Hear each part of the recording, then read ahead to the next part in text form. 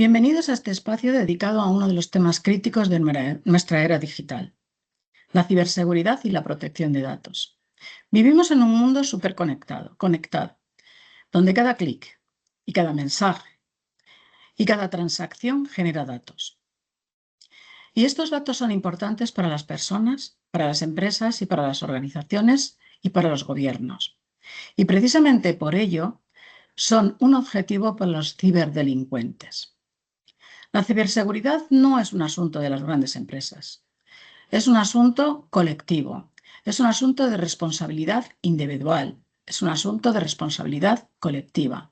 Hoy las amenazas en el ciberespacio son cada vez más sofisticadas, más persistentes y más difíciles de detectar. Así, por ejemplo, podríamos citar amenazas como el phishing. El phishing busca engañar al usuario mediante mensajes falsos para robarle credenciales o para robarles datos bancarios. Al phishing se le ha unido el vishing. El vishing es exactamente lo mismo que el phishing, pero por voz. ¿Quién no ha recibido un mensaje telefónico, una llamada telefónica, diciéndole que se necesitaba que comprobaran sus datos o que accediera a un ransomware? El ransomware es un malware, es decir, un software maléfico, malo, que secuestra los datos de las empresas para después pedirles un rescate. Los ejemplos de ransom institucionales derivados, por ejemplo, en el ámbito de la salud, son muy problemáticos porque atentan contra la vida y la salud de las personas. Tenemos un ejemplo reciente, más o menos reciente. En marzo del 2023, el Hospital Clínico de Barcelona tuvo un ataque de ransomware y le pidieron 4,25 millones, que el hospital se negó a pagar. Los ciberdelincuentes accedieron a 4 terabytes de datos de pacientes y evidentemente la vida del hospital y las actividades del hospital se vieron muy comprometidas con este ataque. Sin embargo, el hospital tuvo la posibilidad de poner en marcha el acceso a los datos y de restablecer todos estos datos gracias a que conservaba unas copias de seguridad, porque tenía una buena política de seguridad y hacía copias de seguridad continuamente. Esto les permitió restablecer el acceso de una forma pronta y segura. Hay otro tipo de ataque que no es tan conocido, como es el Zero Day. El Zero Day es una de las amenazas más críticas y más controvertidas, precisamente porque se basa en una vulnerabilidad desconocida por los fabricantes del software y del hardware, antes de que puedan sacar un parche para paliarla. Evidentemente se llama Zero Day porque tienen 0 días, exactamente 0 días, para contraatacar. Puesto que es una vulnerabilidad desconocida, es evidente que no hay una preparación inicial contra esta amenaza.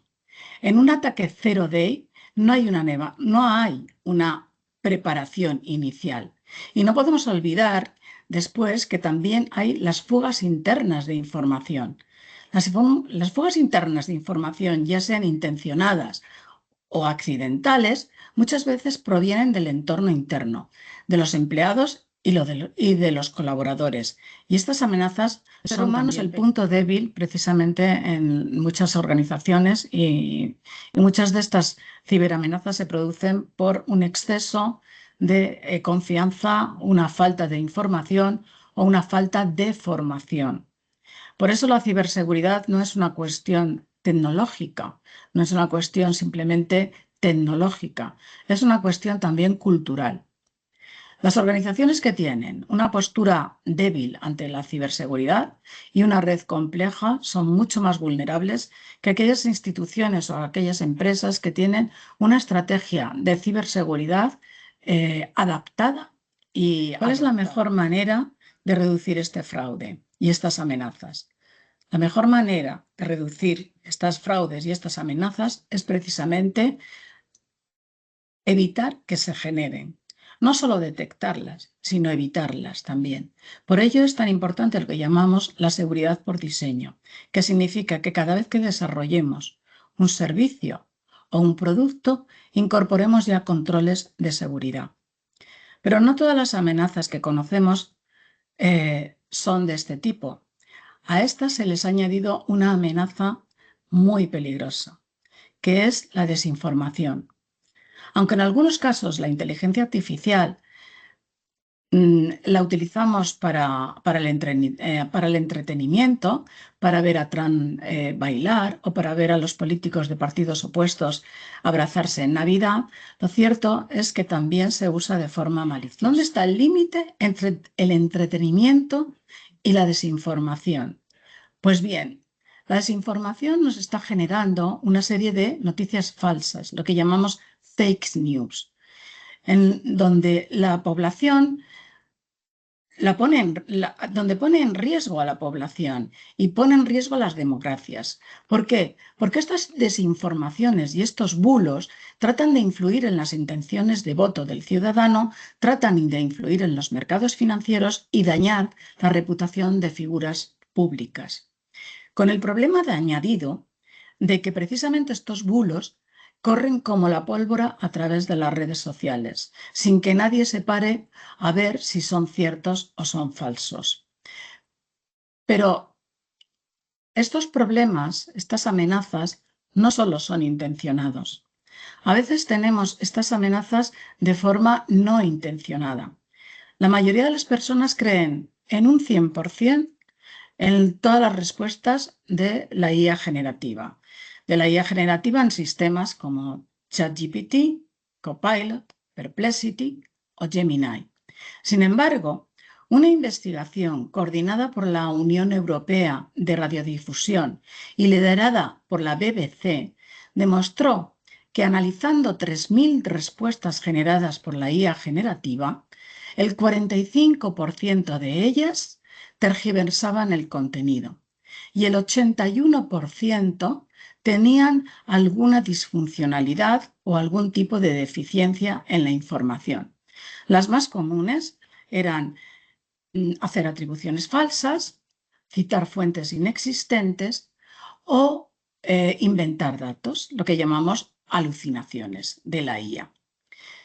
Además, según el Foro Económico Mundial, el mayor riesgo a la que nos estamos enfrentando en esta era, en este momento, es precisamente a la desinformación.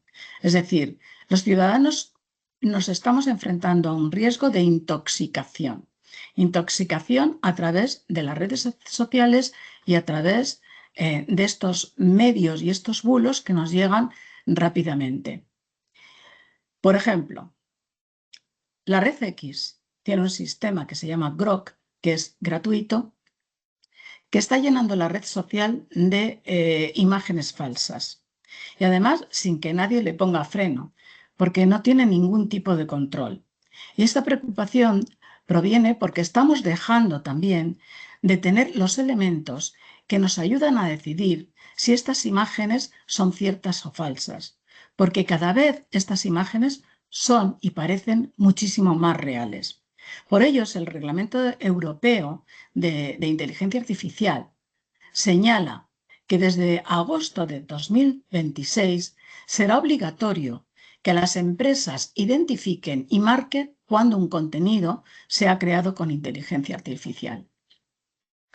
Al mismo tiempo que utilizamos la inteligencia artificial para generar desinformación, también podemos utilizar la inteligencia artificial para luchar contra la ciberdelincuencia, es decir, para ayudarnos precisamente a detectar y desmontar esta desinformación. De manera que la IA tiene dos caras. Por un lado, es capaz de generar desinformación, pero por otro lado nos ayuda a detectarla y desmontarla. La IA tiene una capacidad enorme de analizar grandes contenidos de datos y, por lo tanto, cuando tenemos una información, es capaz de consultar muchísimas fuentes y detectar si esa información es falsa o no es falsa. A la ciberseguridad tradicional que ya venimos implantando, tenemos una defensa inteligente, dinámica y automática. Una de las principales ventajas del uso de algoritmos avanzados y redes neuronales precisamente es esta.